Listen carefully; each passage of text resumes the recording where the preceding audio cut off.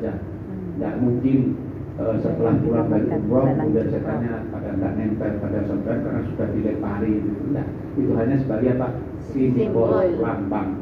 Sebab setan itu kemana-mana bisa. Terbangnya kemana-mana. Tidak hanya di Saudi saja, di Mekah, di Mina saja. Ke Hong Kong juga banyak ada apa? Nah kan tadi setan dibelenggu itu kalau secara harfiah tingkatnya seperti ini. Bukan seperti orang yang maling diikat buatannya begini. Kemudian kakinya kalau kaki lantai, kaki tangannya di lantai seperti apa? Pencuri ya. Dibelenggu seperti itu. Nah, Pirtini ini apa Bu? Pirtini ini. Yang baru dengar siapa? Yang baru dengar Pirtini ini? Saya. Ini sama. Ini Ibu juga baru dengar. Ya. Nah, coba sampai baru dengar ya? Baru dengar. Baru dengar. Coba tirukan. Wah, langsung sukses lulus.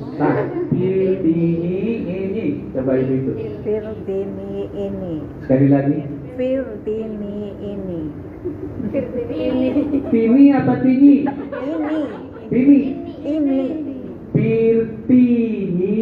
Firtini. Firtini ini. Bukan Pirtini, tapi Pirtini. Oh, Firtini. Pirtini ini ya apa-apa. Ini dari sini sampai ke sana kan memakan jarak ya apa di berapa meter 3 meter. Yang aslinya Pirtini ini, tapi sampai ke kupingnya sebuah itu. Makanya jangan heran kalau ada orang yang suka salah dengar. Ya, wajar ya. Pertanyaannya adalah kalau setan itu sudah dibelenggu, digambarkan seperti ini, kenapa masih banyak setan berkeliaran? Terima kasih. Terima kasih. Tapi enggak merasa enggak ada masih ada setan, bahkan banyak setan. Masih Ya, masih. Kenapa? Malas. Baik. Para ulama menjelaskan tentang hadis maksud dari di bulan Ramadan setan dibelenggu, tetapi masih banyak setan yang menggoda. Oke? Betul. Sampai masih merasa ada godaan setan enggak? Karena bilang tidak, Bapak saja masih banyak godaan setannya. Ya. Kenapa pertanyaannya? Masih banyak setan menggoda dan berkeliaran. Yang pertama, maksud dari hadis dibelenggunya setan itu artinya adalah bahwa boleh jadi karena di dalam hadisnya itu hanya setan-setan dibelenggu. Nah, kalimatnya seperti itu. Ya, kalimatnya hanya setan-setan dibelenggu. Tidak ada keterangan dibelenggu secara total. Dari mulai kepala sampai tangan terus semuanya sehingga tidak bergerak. Tidak begitu hadisnya itu. Bunyi hadisnya hanya dibelenggu. Makanya boleh jadi walaupun diikat begini, dibelenggu begitu masih bisa bergerak. Ya, masih bisa bergerak. Sudah sampai bayangkan kemana-mana mau melihat Mbak Kasem. Bisa. Jadi tidak diikat secara total sehingga masih bisa bergerak seperti sampean pernah minum apa itu kopi? Ya. Kopi, teh gitu kan pernah kan? Ya pernah toh? Ya. Yang buat air kopi gitu kan pernah? Tiap hari. Puter-puter gitu kan? Masih ada tidak gerakan-gerakan kopinya? Masih. Nah, gitu.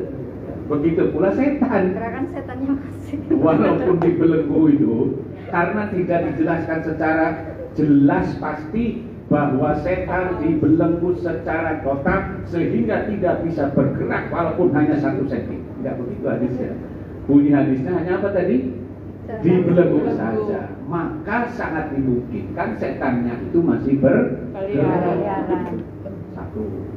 Yang kedua, tidak juga dijelaskan di situ semua setan. Ya? Semua setan banyak. setan yang mana yang dibelenggu? Karena setannya banyak, boleh jadi setan-setannya yang lainnya itulah yang berkeliaran, yang menggoda kita, yang mengganggu kita, gitu. Nggih, Bu.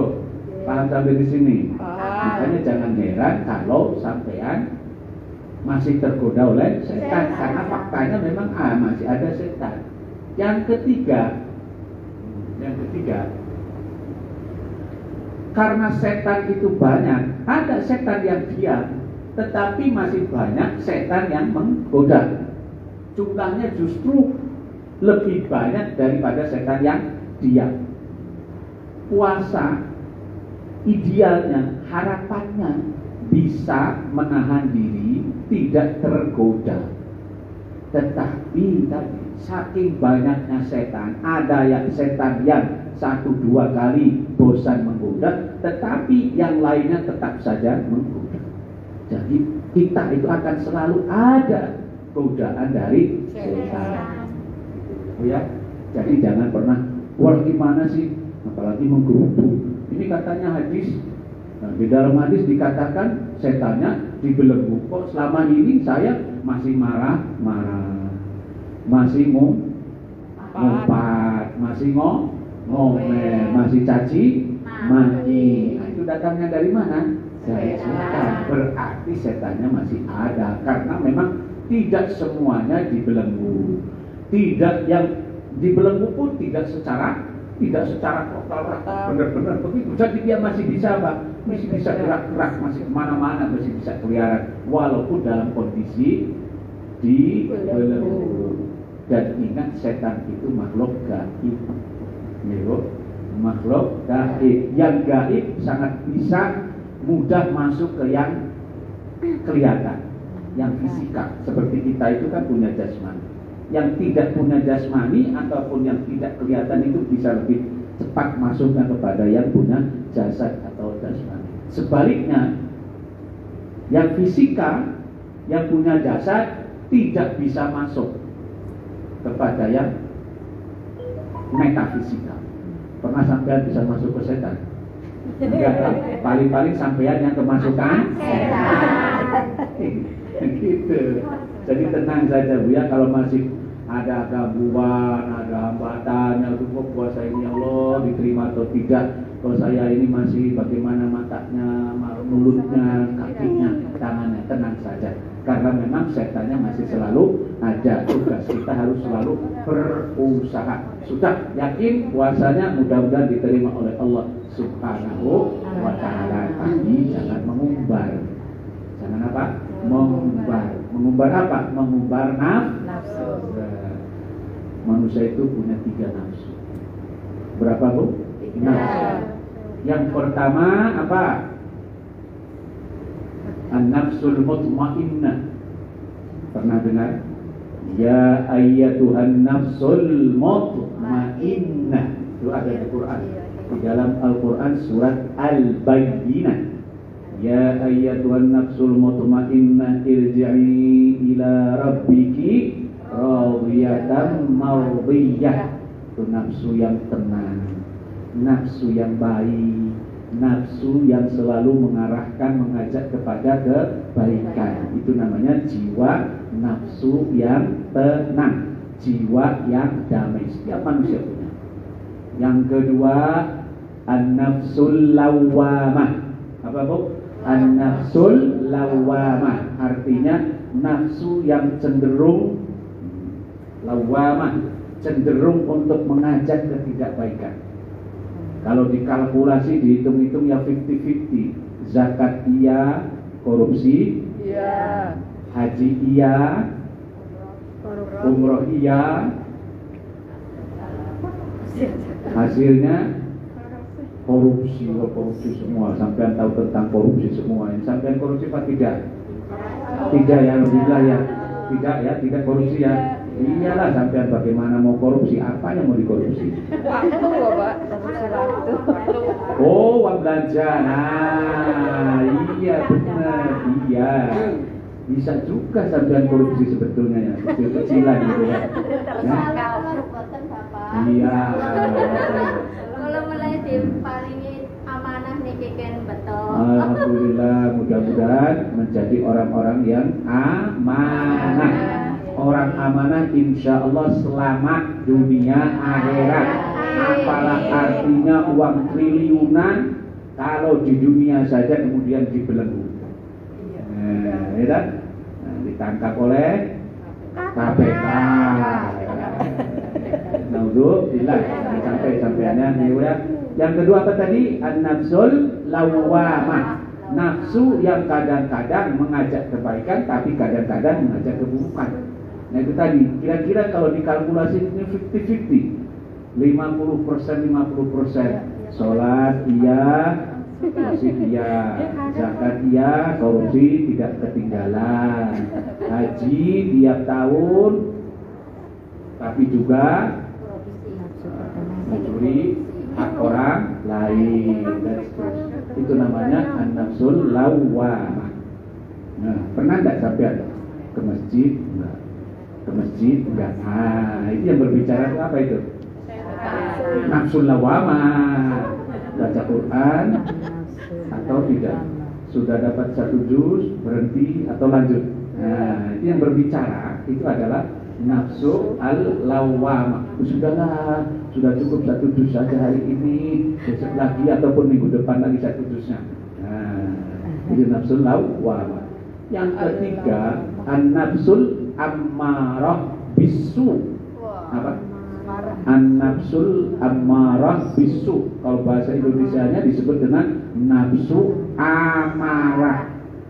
Nafsu jiwa yang selalu memerintahkan kepada keburukan. Sudahlah, sampai yang ini nggak ada yang tahu belanja, ya, bawa uang majikan tidak ada yang tahu, hanya sampean yang tahu. Minta rekening ke mana itu, ke tokonya apa itu, tanda terimanya itu, harusnya $50, tulis saja $500, toh dari kasirnya. Pernah begitu? Di sini tidak ada, di Indonesia banyak yang begitu. Ya. Beli buku umpamanya atau beli sambal, ditulisnya harusnya hanya ₹5, tapi minta ditulis ₹15. Itu yang mengarahkan siapa? Nafsu amarah. Harga, pernah dengar ini Bu, yang viral sekarang harga apa? Minyak goreng. Nah, harga minyak. Sebelumnya harga apa lagi? Pertalite ya, bensin Pertalite. Ini isinya Pertalite, dibilangnya Pertama. Wa Allah Rabbi, kita ini semua Bapak juga ternyata ditipu. Pertalite yang harganya umpamanya 12.000 tapi dijualnya 15.000. Selama berapa tahun? 5 tahun sampai triliunan uang rakyat. Ya Allah Rabbi, uang sampai uang. Bisa diambil uang. Bisa diambil enggak? Iya, bagus. Biarkan nanti yang ambilnya siapa? Malaikat Israel. Diambil oleh malaikat Israel. Apanya? Nyawanya. Tapi jangan berpikir udah biarkan menjadi tabungan sampean. Kita ini termasuk yang didolimi. Jangankan sampean, ustaz-ustaz juga pada didolimi. Tenang ya.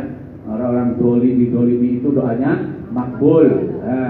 Salah satu ciri doa yang makbul adalah doanya orang yang didolimi atau yang dikhianati atau yang disakiti. Sampai pernah disakiti? Pernah ditipu? Pernah tertipu? Coba yang pernah tertipu angkat tangan.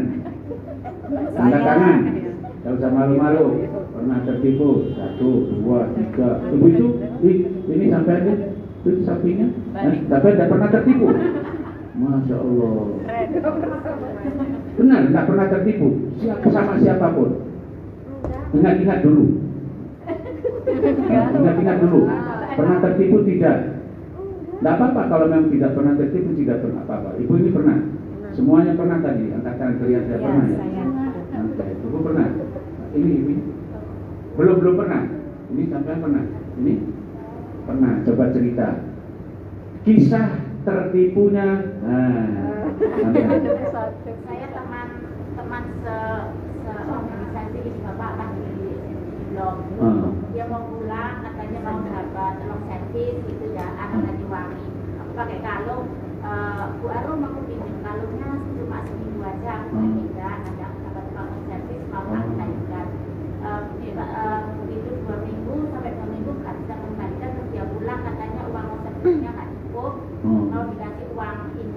Terus sampai itu 1 minggu aku hubungan sama dia kok belum ditransfer dong, gitu kan. Aku di sini ikut suami, belum tahu tangerang apa gimana itu suaminya. Katanya suaminya kalau nggak bisa mau transfer ke saya, itu seminggu saya diproses sampai sekarang. Tapi dengarnya sekarang sudah kembali ke Hongkong lagi. Jadi 5.350 rupiah apa? dolar ya. 5.350. Dan kalau lapar ya Allah, tertipu ya. Sampai juga pernah ya. Masalah pinjam dokumen paspor.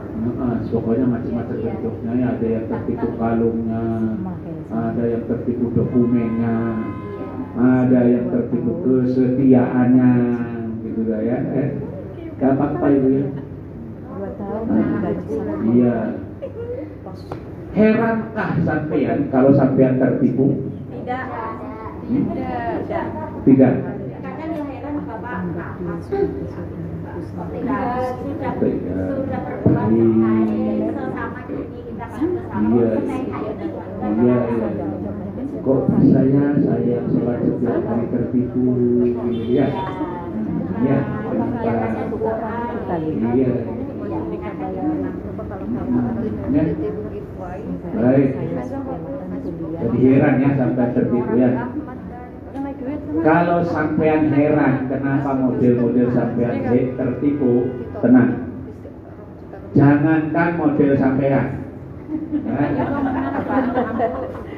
Jangankan model ini mohon maaf. Kalian kan kalau katanya dulu sampai ke bandara saja itu udah ditipu juga itu. Iya, benar. Iya, tukang tipu-tipu udah nggak ada sekarang di bandara Pak. Sudah nggak ada, tapi katanya tipu-tipu yang lainnya banyak. Diberantas, nggak kayak dulu Pak. Ya, tapi yang jelas jangan heran kalau model sampean tertipu. Kenapa? Ini bukan penipu, tertipu. Bapak ini juga pernah tertipu, profesor pernah tertipu. Sampai yang kuliah juga tidak. Tenang. Saya lagi nggak sekolah. Tenang. Yang penting sampai bisa nyupir. Jadi tenang, walaupun sampai tertipu karena banyak orang yang tertipu. Dan yang pasti, justru bersyukur orang yang tertipu itu adalah orang baik.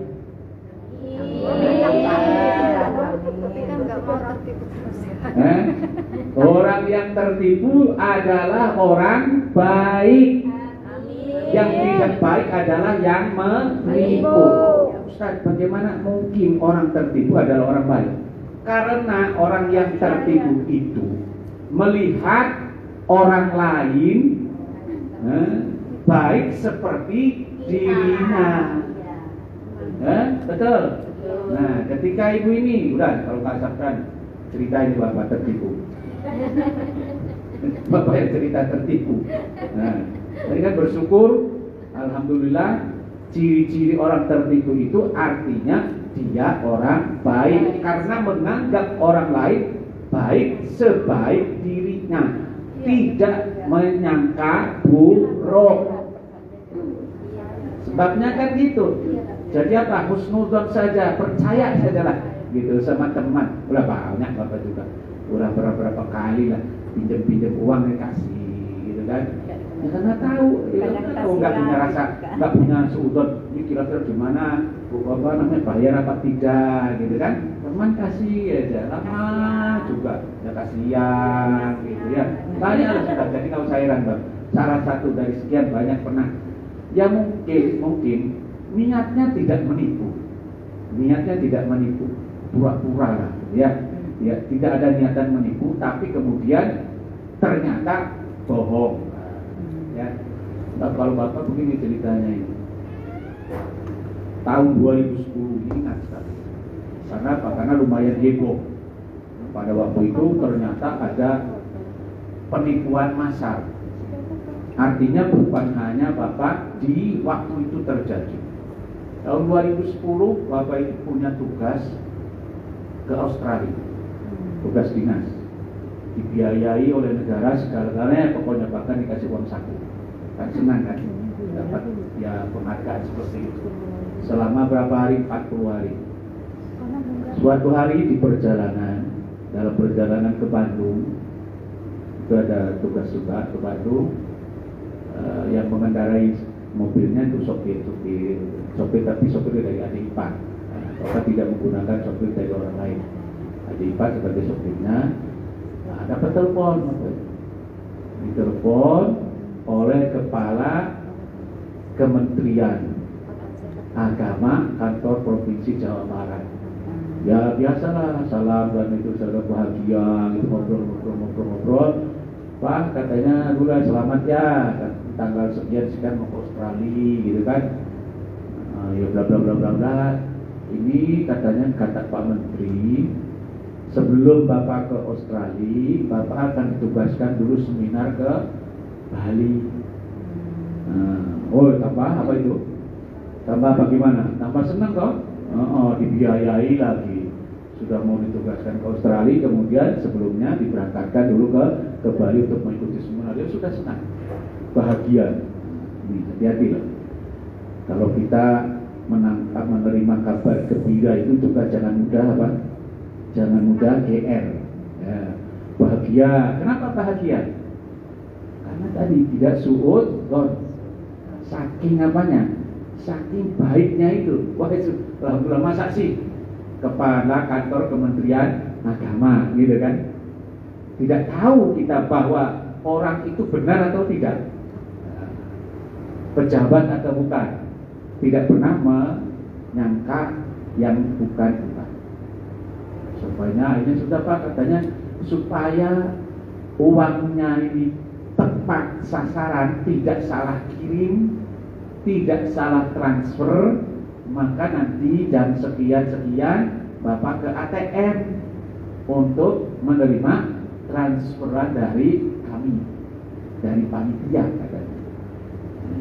Kapan Bapaknya mau ditransfer katanya? Oh, kalau sampai diiming-imingi kapan mau ditransfer, senang apa tidak? Senang. Kira-kira besok apa sekarang? Sekarang. Iya kan? Jangankan sampean begitu mendengar mau ditransfer, Bapak juga ya sekarang lah langsung berhenti dulu dalam perjalanan, berhenti dulu kemana? Ke ATM, ke bank. Masuk ke bank, ke ATM, transaksi itu sudah mulai itu kita mulai apa? Masuk dalam perangkapnya. Masuk ke ATM, suruh bulat biji. Nah, selesai, yes, oke, kita pikiran Bapak ini kan dapat uang kan, dapat transferan, ternyata uang kita hilang. Begitu klik oke, yang terlihat bukan tambahan sekian, saldo sekian, bukan, saldonya nol. Kaget di situ Bapak. Begitu panik lah. Astagfirullahaladzim. Baru orang bank itu ada yang memperhatikan. Akhirnya Bapak datang ke counternya itu, ke layanan itu, nanyakan, diceritakan gini panjang lebar, mulai dari perjalanan. Dia sudah paham betul Pak. Tadi Bapak itu sepertinya kami lihat, sepertinya ada yang jaga Bapak komunikasi, sedangkan Bapak sambil transaksi. Logikanya Bapak, kalau Bapak itu menerima transferan otomatis dan tidak ada komunikasi. Ya, kadang-kadang ini banyak yang modus-modus gitu. Banyak sekali, bukan hanya pinjol kan. Di grup itu tiba-tiba ada memasukkan nomor kita. Ini belakangan ini ada grup. Ada grup yang kita dimasukkan nomornya secara otomatis, dan kemudian tiba-tiba mereka berdialog, berkomunikasi, terima kasih sudah transfer sekian, masuk sekian, hadiah ini. Udah, jangan pernah percaya dengan iming-iming yang tidak jelas, yang tidak masuk akal. Artinya kalau sampai tidak berbuat sesuatu apapun, jangan pernah mengharapkan hadiah gratis. Tidak ada yang gratis di alam dunia ini, kecuali Apa? Kecuali apa? Yang tahu tak kasih uang $100. Enggak Bu. Apa? Buang angin. Nah. Nafas. Apa kan gratis? Hah? Apa? Buang angin gratis itu. Sampean yang mengeluarkan itu, kalau itu kan menerima. Nah, ya.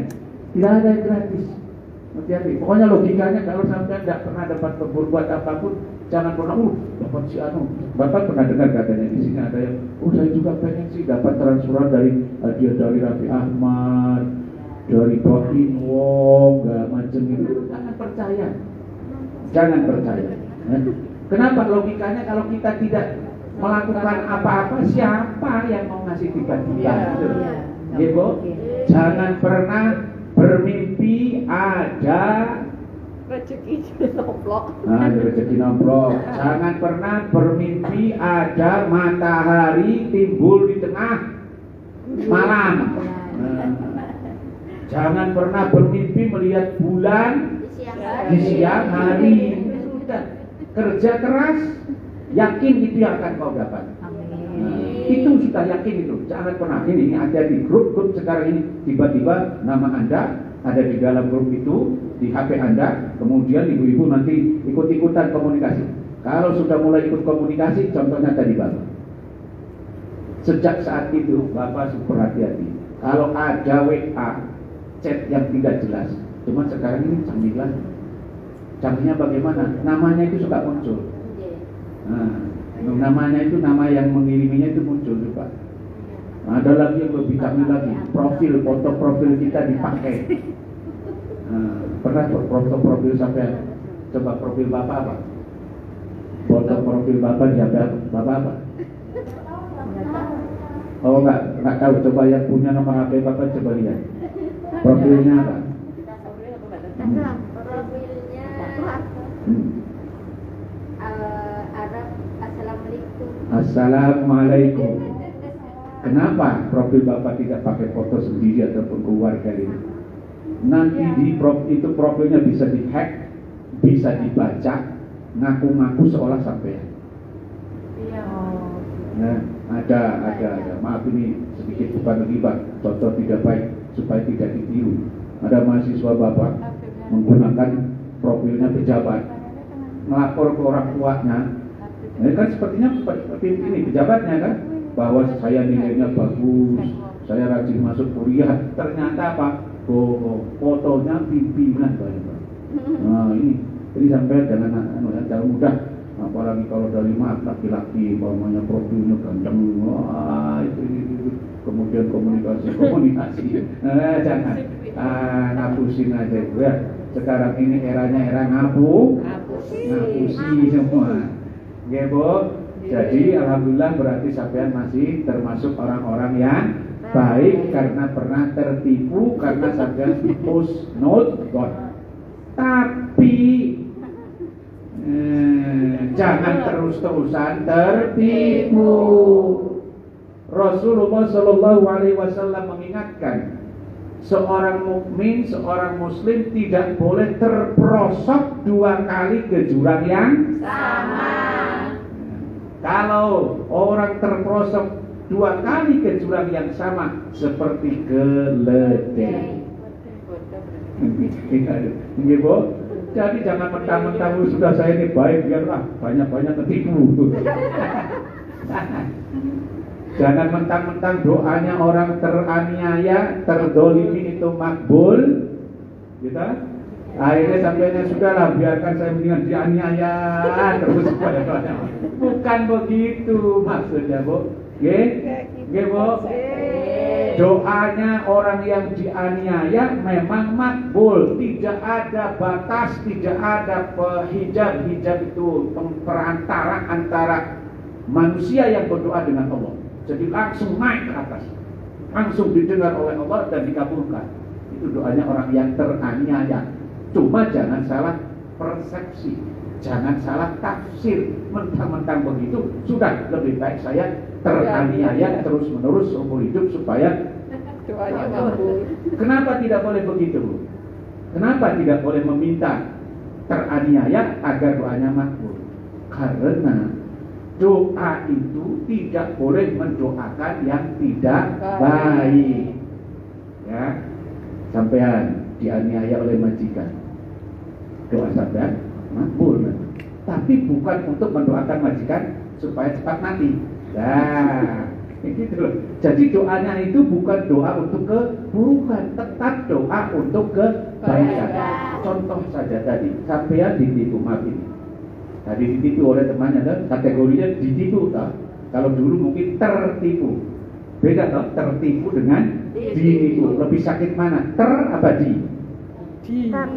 Tertipu atau ditipu? Lebih sakit. Dua-duanya, tapi lebih sakit mana? Ditipu. Ya dah, ternyata yang kukira baik, sholat ke masjid begitu dah, ya dah, puasa naik haji, tahu-taunya penipu, macam-macam. Omelannya, caci makiannya gitu kan. Udah sudahlah, kalau begitu saya kan teraniaya, ya, didolimi. Kata Ustaz Udin, 3 golongan yang doanya tidak ditolak adalah satu orang yang sedang berpuasa. Kemudian yang kedua doanya orang tua untuk anaknya, dan ketiga doanya orang yang teraniaya, apalagi yang dianiaya. Sampai sudah mengkategorikan dia penipu. Dia pernah hubungan, cuma dia berkata apapun yang terjadi, seperti yang menganggap aku seorang ibunya, cepat atau lambat, apapun aku mau membayar. Sudah 2013 sampai sekarang. Ya, kesimpulannya tertipu lah ya, tertipu ataupun ditipu sampean yang menentukan itu ya. Tapi meskipun demikian, ibu tidak bisa dan tidak boleh mendoakan, ya sudah, ini ternyata orang yang pusaka baik itu ternyata sangat buruk, mudah-mudahan saja kakinya putus, mudah-mudahan saja tangannya, doa yang seperti ini walaupun sampai teraniaya tidak makbul. Karena prinsipnya tidak boleh mendoakan keburukan sampai kepada yang tidak baik sekalipun. Biarkan Allah yang mengadabnya. Sampai doanya itu apa? Ya Allah, sadarkanlah dia. Ya Allah, kasihlah rezeki dia supaya bisa membayar. Jadi jangan berdoa, ya Allah, ternyata orang itu ya sudah aku percaya terhadap suamiku mengkhianatiku, harus pakai ini baik. Tidak boleh. Yakin, nggak akan makbul. Sampai doa-doa pakai ini malah sampai yang mati. Gara-gara pecekat, ya. Ini Bu, ini ya maksud dari 3 golongan yang apa tadi? Yang bukan dong, 3 golongan yang doanya dikabulkan. Satu orang yang berpuasa.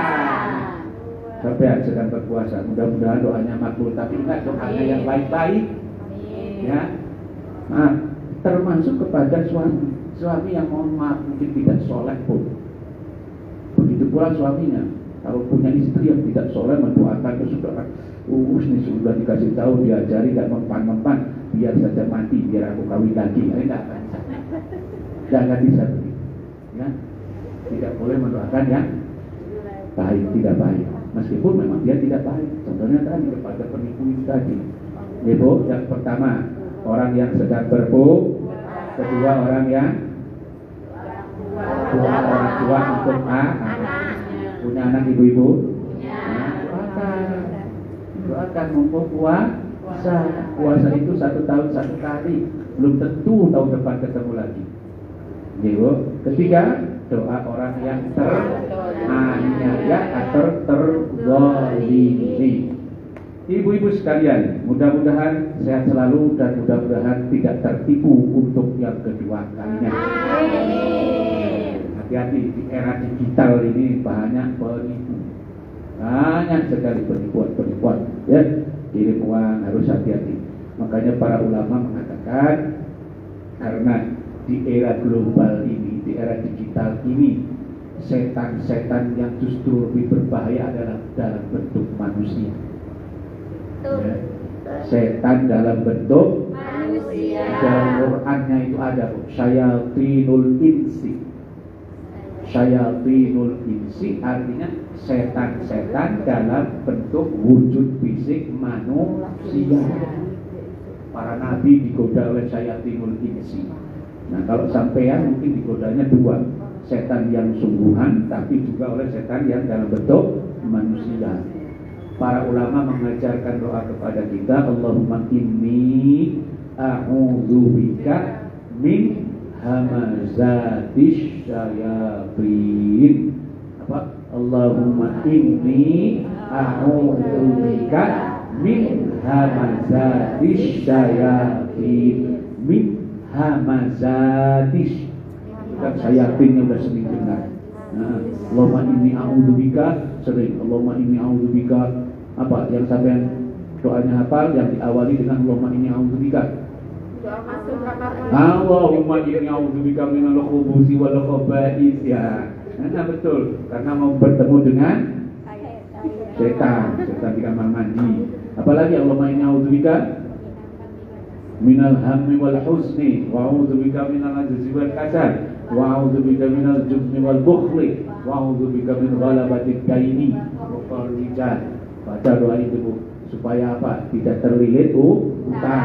Allah apalagi Allahumma inni a'udzubika min adzabi jahannam. Waktu kapan itu? Waktu kapan?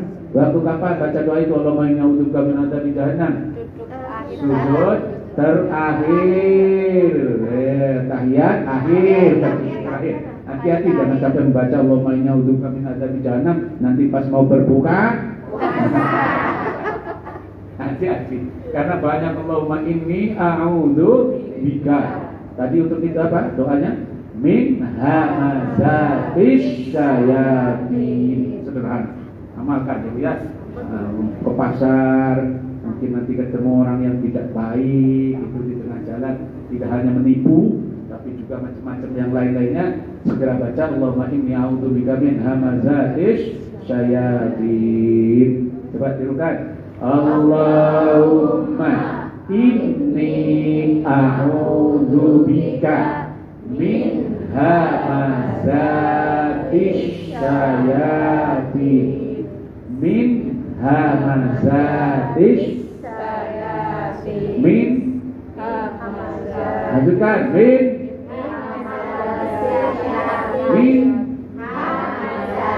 hamazatis syayatin. Dari awal, dari pertama Allahumma ya. Allahumma inni a'udzubika min hamazatis syayatin. Ini untuk godaan setan-setan yang kemungkinan terjadi menemui di tengah-tengah perjalanan kita. Selain tadi kalau di kamar mandi. Kalau di kamar mandi kan sudah apa? Allahumma inni a'udzubika minal khubuthi wal khaba'ith. Ustaz, bagaimana kalau membaca kamar mandinya Allahumma inni a'udzubika min hamazatis syayatin? Ini enggak apa-apa juga, pada prinsipnya terhindar dari setan. Toh kita juga tidak mengenal toh setan jalanan dan setan kamar mandi. Yang penting setan, termasuk setan manusia. Ini syayatinul ins. Gitu ya. Jadi kalau yang ini yang min hamazatis syayatin, mudah-mudahan bisa terhindar dari setan manusia, tidak tertipu lagi. Amin. Salatullah salamullah ala rasulillah. Salatullah salamullah ala yasin habibillah.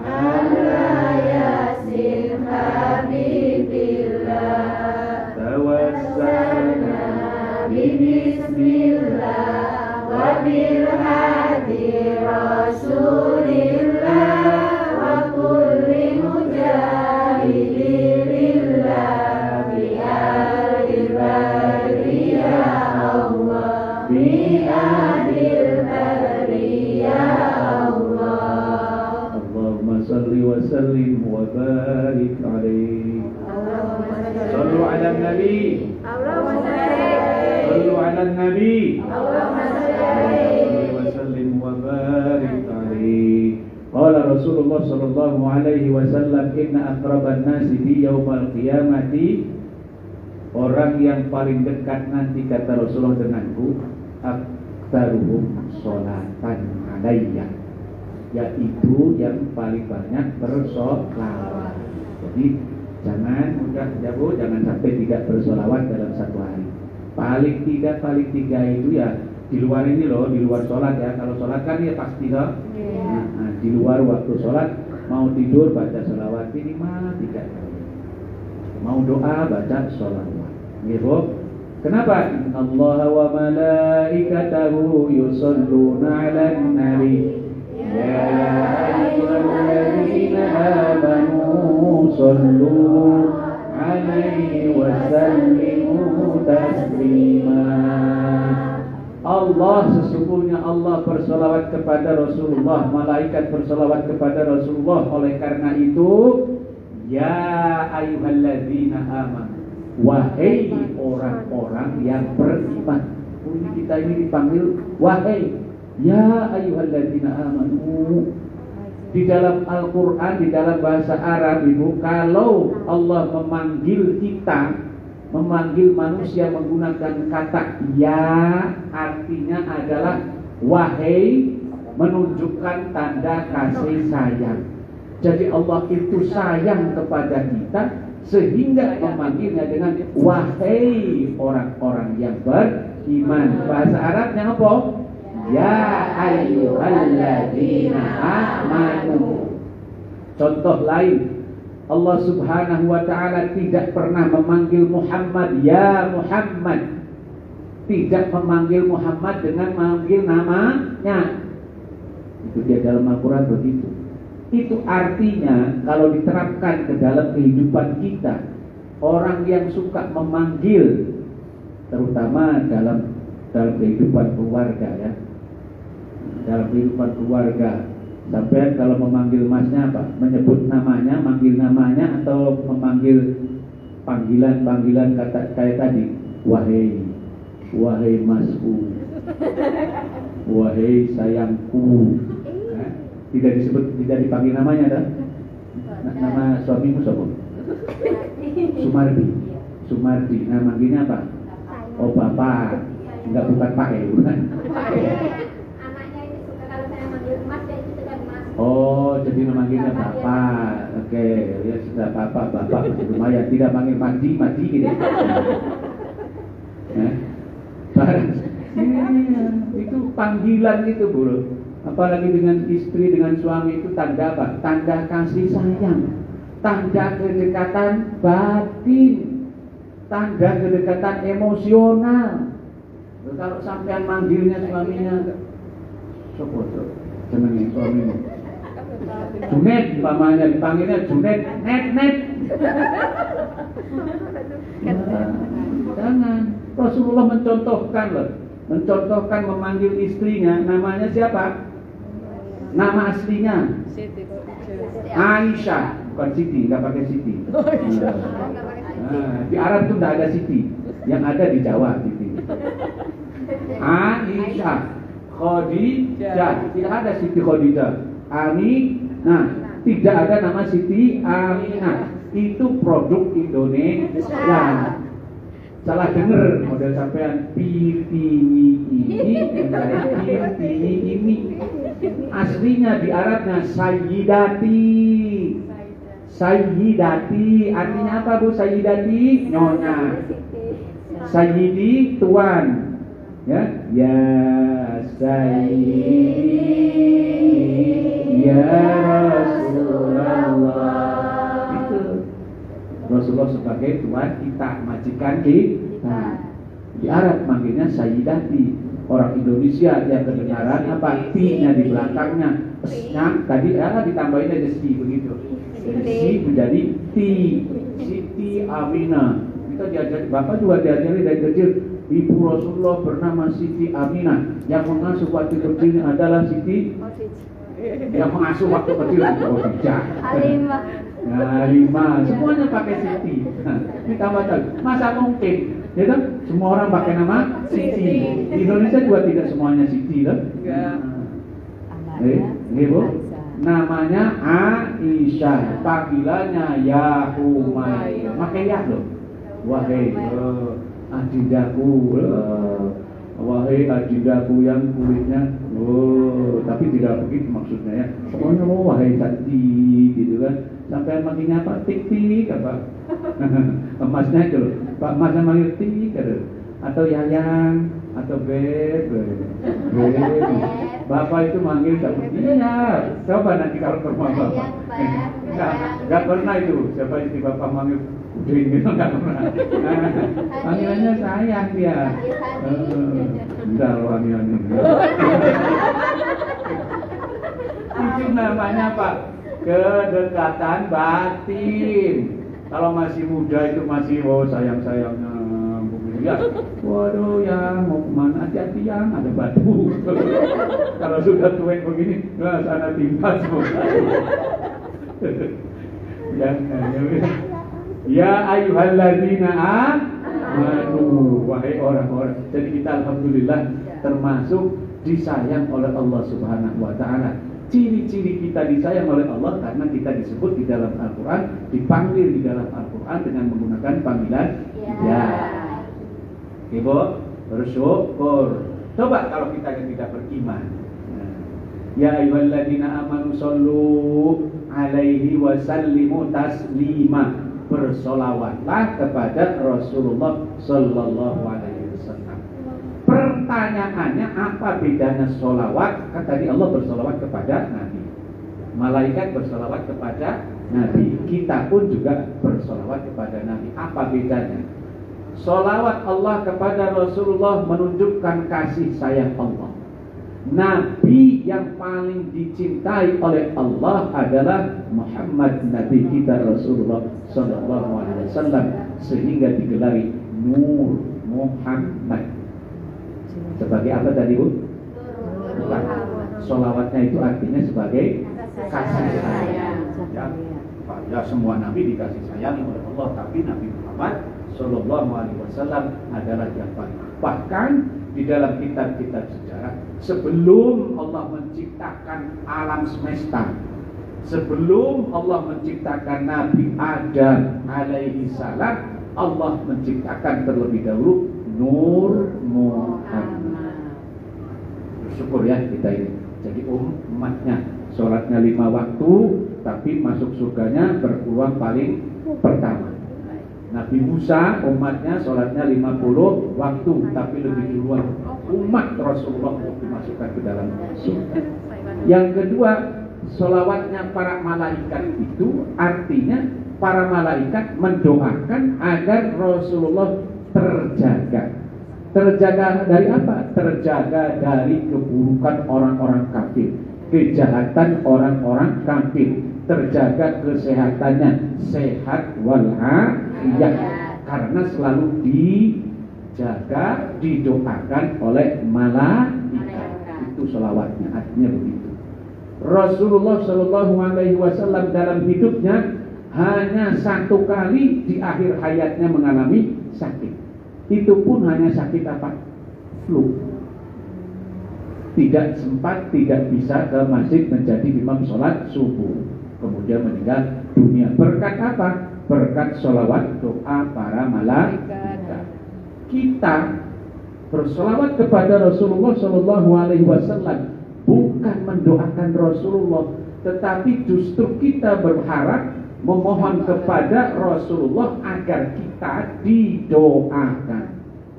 Jelas Bu? Agar kita didoakan. Makanya ibu-ibu, para ulama mengajarkan kepada kita, saat kita akan berdoa selalulah diawali dengan sholawat. Nggih. Allahumma sholli ala Sayyidina Muhammad wa ala ali Sayyidina Muhammad. Terus apa ibu yang biasa ibu baca? Wa barik wa sallim wa radhiyallahu ta'ala an kulli sahabati Rasulillah ajma'in. Amin ya rabbal alamin. Syukur kalau bisa seperti itu. Tidak bisa, cukup saja Allahumma sholli ala Sayyidina Muhammad wa ala ali Sayyidina Muhammad. Bismillahirrahmanirrahim. Allahumma inni as'aluka salamatan fid din wa afiatan fil jasad wa ziyadatan fil ilmi wa barakatan fil rizqi wa taubatan qabla al-maut dan seterusnya doa apapun. Ingat, jangan lupa diawali dengan apa? Salawat. Lebih bagus lagi kalau diawali salawat kemudian hamdalah. Bismillahirrahmanirrahim. Alhamdulillahirabbil alamin. Cukup itu alhamdulillahirabbil alamin. Kemudian apa? Allahumma sholli ala sayyidina Muhammad wa ala ali sayyidina Muhammad ajma'in. Amin ya rabbal alamin. Gitu ya Bu ya. Pahamnya? Ini mudah-mudahan bisa diamalkan. Jadi kalau kita membaca sholawat sebetulnya adalah untuk kepentingan kita agar kita didoakan oleh Rasulullah, doanya terkabul. Nah, jangan langsung sendiri berdoa. Sebab apa Bu? Kenapa perlu sekali doanya Rasulullah? Karena Rasulullah itu kan manusia yang paling dekat dengan Allah Subhanahu wa Ta'ala, meskipun sudah tidak ada di alam dunia. Arwahnya, rohnya tetap hidup. Bukan seperti kita manusia biasa. Kalau sudah meninggal dunia, rohnya keluar dari jasadnya, rohnya itu tidak bisa menolong yang ada di alam dunia. Ya, itu beda rohnya kita. Ustaz juga sama, apalagi model sampai hari itu ya, rohnya itu pusing sendiri, jangankan menolong yang masih hidup, dirinya sendiri di alam kubur susah. Tapi kalau Rasulullah, para nabi, para wali, para syuhada, itulah makanya ada kalau di kita di Indonesia atau di kalangan NU biasanya kalau berdoa itu meminta kepada ila hadrati ya arwahi para ulama, para anbiya, para syuhada, orang-orang yang soleh. Kenapa? Karena rohnya mereka hidup. Nah, hidup mereka tidak pusing tentang dirinya mengalami siksaan di alam kubur. Mohon maaf, mungkin orang tua kita, samalah orang tua bapak juga, jangan pernah meminta doa. Ya, jangan pernah meminta doa, Bu, doanya kulo mau berangkat rokok, jangan.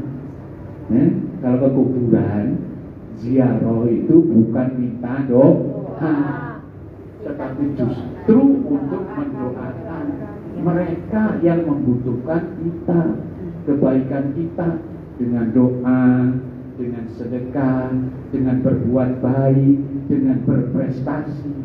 Itu jangan malah menambah beban. Ya, datang ke kuburan, jangan datang ke kuburan orang tuamu malah minta doa. Ya Allah, Bu, doakan aku dapat jodoh. Nah, malah nanti malah susah jodohnya kalau kayak gitu. Mintanya kepada siapa? Allah melalui Rasulullah SAW. Baik.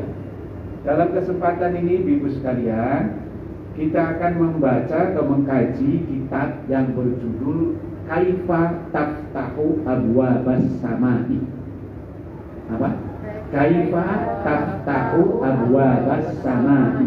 Artinya bagaimana membuka pintu-pintu langit. Sebelum membahas tentang bagaimana membuka pintu-pintu langit, kita mau belajar dulu, memahami terlebih dahulu apa yang dimaksud dengan langit. Dalam kehidupan sehari-hari sampean tentu sudah pernah melihat langit, betul? Sudah pernah tahu langit, toh? Melihat langit. Di mana langit itu? Di atas, ya. Kalau ini apa?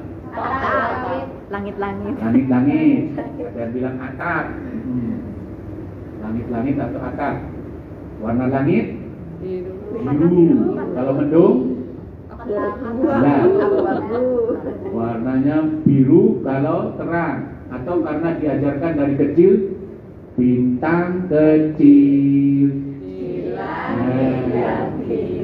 Boleh jadi karena dari kecil diajarinya langitnya biru, padahal langit tidak selalu biru. Sekarang bagaimana menurut Quran? Apakah ada penjelasan tentang langit di dalam Quran dan hadis? Ada. Pengertiannya langit di dalam Quran seperti apa? Di dalam kitab ini dikatakan innas sama asaqfun solbun. Innas sama asakfun solbun la yumkinu dukhul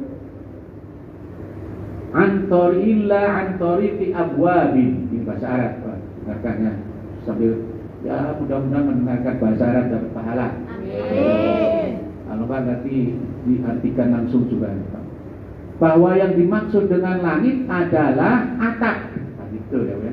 Ada yang mengatakan langit itu atap. Langit bagai atapnya dan bumi bagai lantainya. Hidupku menyusuri jalan. Karena apa? Tunawisma, gelandangan. Itu malah punya Roma Irama. Tapi yang jelas memang langit adalah atap yang sangat keras, super keras. Ini kata Safian tadi atap terbuat dari apa? Coran, tembok. Keras apa tidak? Keras. Dibor mampu atau tidak? Dibor. Mampu bisa dibor, tapi susah ya kan? Yang jelas sampai yang tidak mungkin bisa langsung ke atas gitu kan? Ngobrol tidak bisa. Itu atap yang dibuat oleh manusia saja sudah sekeras itu. Apalagi atap yang dibuat oleh Allah Subhanahu wa Ta'ala. Jangankan manusia dengan super ketinggian keilmuannya tidak bisa tembus ke langit. Malaikat saja juga tidak bisa tembus. Malaikat keluar masuk langit itu melalui pintu. Ustaz, apa ada di langit pintu-pintunya? Ada. Ya. Kan tadi dibilang langit adalah atap yang super keras yang dirancang dibuat oleh Allah. Tidak ada satupun makhluk Allah sampai malaikat pun tidak bisa masuk kecuali melalui pintu-pintu.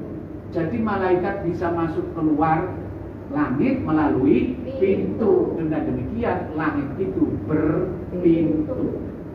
Pertanyaan berikutnya, berapa pintu di langit? Nah, masjid ini ada berapa ini? 3. Ini di sini ada berapa ini? 1, 2, 3. Pernah mendengar Lawang Sewu? Ya. Di mana ini? Semarang, Lawang Sewu. Katanya lawangnya 1000. Ada yang pernah ke sana tidak? Belum. Hah? Tempat dia. Dekat sampai sama Nampia, tapi tidak pernah tahu ke situ. Betul tidak ada pintu? Iya, pintu banyak pintu. Pintunya Iya, banyak. apa lewat aja kalau di situ. Pintu-pintunya katanya 1000 gitu Iya, kan? dulu itu apa katanya buat Pas penjajahan zaman Belanda. Iya, untuk tempat bersembunyi. Disekap juga. Disekapnya tentara-tentara Indonesia. Iya, konon banyak hantunya katanya gitu ya. Jadi banyak pintu. Yang jelas pintu adalah tempat masuk, keluar. Masuk dulu apa keluar dulu? Masuk dulu baru keluar. Sampai masuk dulu apa keluar dulu? Sampai masuk dulu apa keluar dulu? Keluar masuk. Masuk, ya keluar masuk, tapi masuk dulu apa keluar? Masuk. Manusia lahir Keluar. Keluar dulu baru masuk. Jadi masuk. Manusia lahir itu keluar dulu apa masuk dulu? Yang lain keluar loh, Mbak. Kan sudah sejalan semua Pak. Bingung. Ya, sudah. Yang jelas pintu adalah tempatnya masuk dan keluar. Begitu pula tadi pintu-pintu langit itu tempat masuk dan keluarnya para malaikat. Para malaikat saja. Tidak ada setan. Kalau begitu setan tinggalnya di mana? Di mana-mana Bapak. Apakah di langit? Malaikat berada di langit, tinggalnya di langit.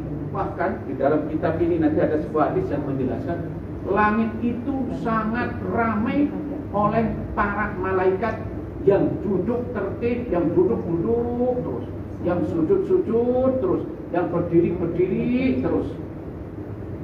Tapi tidak pernah ada yang ngomel, tidak pernah ada yang bersenggolan, semuanya tertib.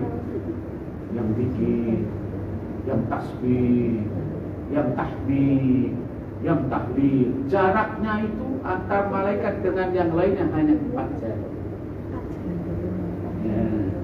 4 jari. Sampai jarak coba kalau sekarang duduknya dengan jaraknya 4 jari. Nah, jaraknya seperti apa?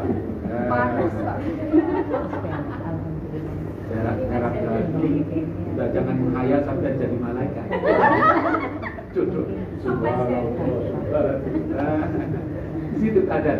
Jadi malaikat langit itu berpenghuni. Ada penghuninya siapa? Para malaikat. Hanya malaikat.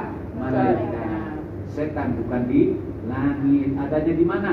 Alam tersendiri. Kita bicara sekarang tentang langit. Nanti mungkin kapan-kapan berbicara tentang alam Setan. Alam setan. Langit adalah atap yang super keras. Lihat di Al-Quran surat Al-Anbiya ayat 32. Surat Al-Anbiya adalah surat ke-21. Boleh kalau mau melihat sambil mencari suratnya, surat ke-21 ayatnya ke-32 juga mendengarkan. A'udzu billahi minasyaitonir rajim. Bismillahirrahmanirrahim. Wa ja'alna as-samaa'a saqfan mahfudha wa hum an ayatiha mu'ridun. Wa ja'alna as-samaa'a saqfan mahfudha, dan kami jadikan, kami ciptakan langit sebagai atap yang terjaga. Atapnya diciptakan oleh Allah dan dipelihara, dijaga oleh Allah supaya tidak ambruk. Ini Bu, padahal tadi super kuat, berat. Ya. Di dalam surat Ar-Rahman dijelaskan, surat Ar-Rahman ayat 3. Surat Ar-Rahman itu surat ke-55. Yang surat tadi, yang surat Al-Anbiya-nya belum ketemu ya? Sudah. Ada yang sudah, ada yang belum. Ayat 32. Coba ya supaya inilah, tak apa-apa biar tahu ayatnya, sambil melihat dapat pahala. Surat Al-Anbiya ayat 32, bunyinya gimana Bu? Qur'annya, baca Qur'annya ya. Wa ja'alna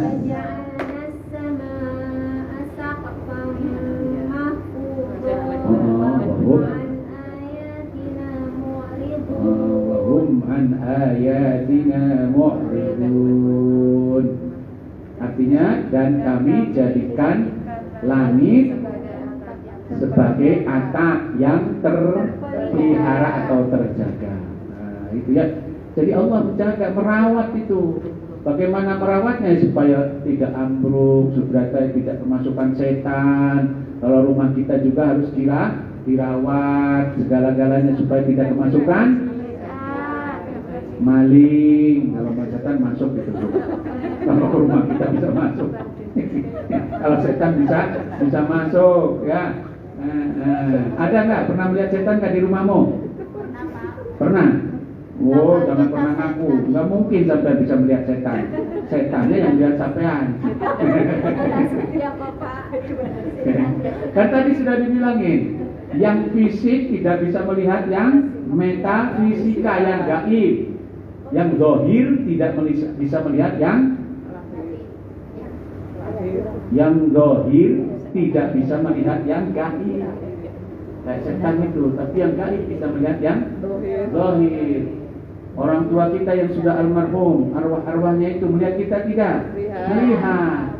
Siapa yang bisa melihat? Tidak. Ketika sampai datang ke kuburan tahu, mendengar. Cuman kitanya tidak mendengar. Suatu hari sahabat Ali bin Abi Thalib berjalan bersama Rasulullah Shallallahu Alaihi Wasallam. Kemudian Rasulullah berdoa. Bagaimana doanya, Bu? Apa doa masuk kubur? Masuk ke area kubur, bukan masuk ke dalam kubur. Doa masuk ke bukan dalam kubur ya. Doa masuk ke area pekuburan. Assalamualaikum ya ahlal kubur. Terus. Assalamualaikum ya ahlal kubur. Ya, Ya. Jangan assalamualaikum ya ahlal kubur. Kenapa? Kalau assalamualaikum ya ahlal kubur hanya satu. Padahal di situ kan banyak. Jadi kita harus minta izin. Assalamualaikum itu kan artinya minta izin, permisi. Nuh, bayangkan. Dengan yang sudah meninggal saja kita harus punya etika. Harus sopan. Apalagi dengan yang masih hidup. Itu maksudnya itu. Islam itu luar biasa. Mengajarkan kita itu secara tertib, beradab, beretika. Mau masuk ke kuburan saja orang-orang yang sudah tidak melihat kita, kata sampean melihat. Ketika kalian Bama Maaf tadi sembrono, tidak mengucapkan tidak permisi, mohon maaf, barangkali nanti malah pipis lagi. Jangan heran kalau nanti masukkan digigit kalajengking. Ya wajar saja digigit kalajengking, ngomong di kuburan itu kan tidak ada tempat yang bersih. Nah, tapi kemudian nanti, viralnya apa? Si anu digigit kalajengking, yang matinya hidup lagi. Diinterpretasikannya seperti itu. Bukan. Itu karena apa? Adab langsung dari Allah. Harus punya etika. Assalamualaikum ya ahlal kubur. Kalau bolehlah bisa ditambahkan wa inna insyaallahu bikum lahiqun. Apa artinya Bu? Wa inna insyaallah, dan sesungguhnya insyaallah kami pun juga akan menyusul, akan ketemu sampean semuanya. Nah, kalau hanya sekarang assalamualaikum ya ahlal kubur itu sombong loh. Yang sekarang masih hidup, padahal nanti juga ketemu juga di sini. Gitu ya. Udah dengar muadzan ini. Assalamualaikum ya, baca itu tadi Bu. Sedikit tadi tambahkan Rasulullah bersama siapa tadi? Rasulullah bersama sahabat Ali bin Abi Thalib lewat ke pekuburan. Kemudian Rasulullah mengucapkan doa, Assalamualaikum ya ahlal kubur wa inna insyaallahu bikum lahiqun. Ini asal usulnya hadis itu, asal usul Muhammad ke kuburan itu seperti itu. Ketika Rasulullah berjalan bersama sahabat Ali bin Abi Thalib lewat kuburan membaca doa itu, kemudian sahabat tadi bertanya, ya Rasulullah, mengapa engkau mengucapkan salam? Bukankah mereka itu sudah meninggal dunia, tidak mendengar kita?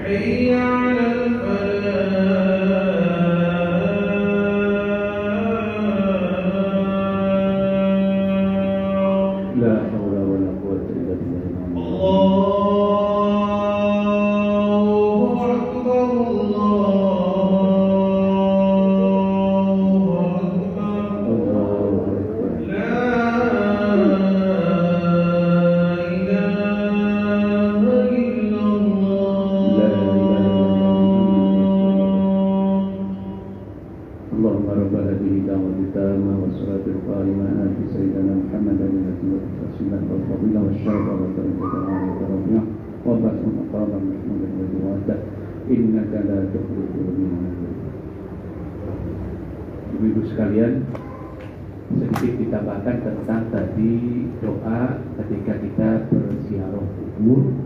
Asal usulnya adalah Rasulullah berjalan bersama Ali bin Abi Thalib, lalu Rasulullah membaca doa itu. Kata sahabat Ali, kenapa ya Rasulullah berdoa seperti itu? Bukankah mereka yang sudah meninggal dunia tidak mendengar? Jawab Rasulullah, andaikan. Jawab Rasulullah, andaikan kita, kata Rasulullah, yang masih hidup itu bisa mendengar saja apa yang sedang terjadi di alam kubur, niscaya kita yang masih hidup itu tidak akan berbuat dosa. Kenapa? Karena saking ngerinya mendengar jeritan tangisan orang-orang di alam kubur. Kitanya yang tidak mendengar, tapi justru mereka gitu ya. Itulah sebabnya kita kalau ke kuburan supaya apa? Supaya beretika mendoakan juga mereka dan kita mudah-mudahan tidak terhindar dari siksaan di alam kubur. Kalau tidak hafal yang tadi kabarnya ya sudah cukup. Assalamualaikum ya ahlal kubur. Kemudian jangan berbuat hal-hal yang tidak lazim, meludah, ya, apalagi sampai buang kotoran dan lain sebagainya, membuang kotoran, ya, tidak beradab, tidak beradab. Baik ibu-ibu sekalian, dengan nampaknya baru kita sampai pada pengertian tentang langit dan penghuni langit. Ini semua ada dasarnya, ada dalilnya dari Quran dan hadis. Cuma tadi Bapak tidak menyebutkan hadis yang menyatakan bahwa di langit itu penuh sesak dengan para malaikat, ya, dengan kegiatannya masing-masing. Itu ada hadisnya yang diriwayatkan oleh Abu Dhar. Tidak dibacakan secara keseluruhan, ya. Tapi yang jelas kita mesti meyakini, beriman bahwa di langit itu ada penghuninya, yaitu siapa? Para malaikat. Demikian aku qauli hadza, dan mari kita akhiri pengajian sore hari ini dengan doa kafaratul majlis. Bismillahirrahmanirrahim. Subhanallahumma wa bihamdika asyhadu an la ilaha illa anta astaghfiruka wa atubu ilaik. Wa billahi hidayah wa taufiq. Wassalamualaikum warahmatullahi wabarakatuh.